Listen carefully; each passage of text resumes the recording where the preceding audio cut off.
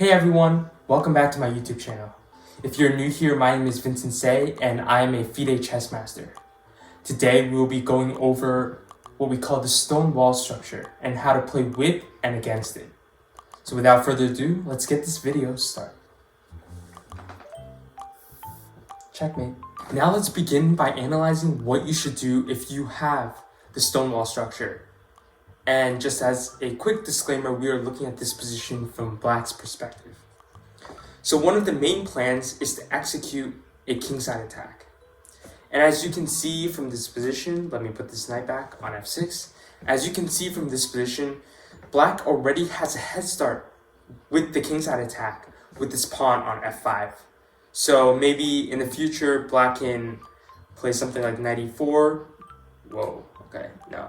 Black can play something like knight e4, maybe pawn to g5, and start pushing on the kingside. And so that is one of the main plans for Black. And keep in mind though, this plan can be dangerous for Black as well, since Black doesn't have full control over the center. So this plan of a kingside attack is usually contingent on Black maintaining solid control over the center. Another important plan for Black is to try to maintain control over center squares, specifically the e4 and the e5 squares, because of course the d4 and d5 squares are usually occupied by white and black pawns. So for example, Black can easily maintain control in this position over the e4 square by placing his own knight on e4, right? And since one of White's plans is usually to bring a knight to e5, for example, knight e5 here, usually it would also be a good idea for Black to try to place as many pieces targeting that e5 square as possible, because once White's knight gets on e5, it becomes a little bit tricky, again, to free up, for example, our dark square bishop. Speaking of our dark square bishop, that leads me to our final plan as Black. One of the most important plans out of all these plans is to try to activate our light square bishop for Black. Because as you can see in this position, and usually in the Stonewall in general, this light square bishop is usually extremely, we can call it a liability in this case, because it's blocked by its own pawns, right? e6 is blocked, b7 is blocked, and really it's hard to activate it. So there are two ideas for Black usually to activate this bishop. One is to maneuver this bishop to like d7, e8, h5, and again I'm just making moves from the Black perspective, and try to activate somewhere on this diagonal. And we can put this back.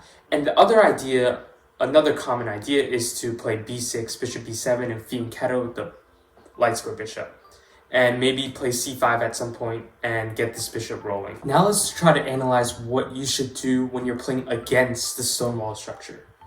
So one of the main plans for White is to secure the e5 square for the knight or any other piece, and secure essentially as an outpost. So for example, in this position, White, one of many good moves probably is to play knight e5 and secure this knight on this e5 square, where because this pawn is on f5, it is unable to attack this knight with f6.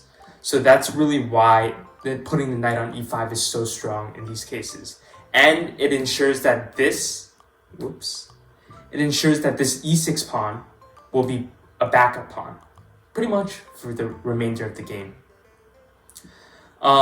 So usually Black would try to prevent something like that, but again, that is one of our ideas to put the knight on e5 square as an outpost. So another popular plan when your opponent has a Stonewall structure is to advance on the queen side. For example, I'm playing something like c5 followed by b4, a4, b5, and again, I'm playing these moves only for White to demonstrate the plan. Obviously, if in a real game, Black also has opportunities to move as well. But the idea is that we want to gain as much space on the queen side as possible, and which can undermine, again, Black's light square, like pawn chain on the light squares, and create further weaknesses in the Black position. Finally, one of white's main plans is to trade off queens or dark square bishops. For example, in this position, right, one of white's possibilities is to play bishop a3 and try to trade off this black dark square bishop, right? For example, let's play a few more moves. Oops, that is definitely not a move. So let's say we play b6 and white trades off this bishop. Now the whole point of trading off this bishop is now this e5 square, which is already weak, becomes even more weak without this dark square bishop. So the chances of us occupying this outpost becomes much greater. And the reason why we want to trade queens is because one of black's main ideas, like I mentioned before, was to attack on the king side. And without queens, that becomes much more difficult, and the weaknesses in black's position becomes much more prevalent.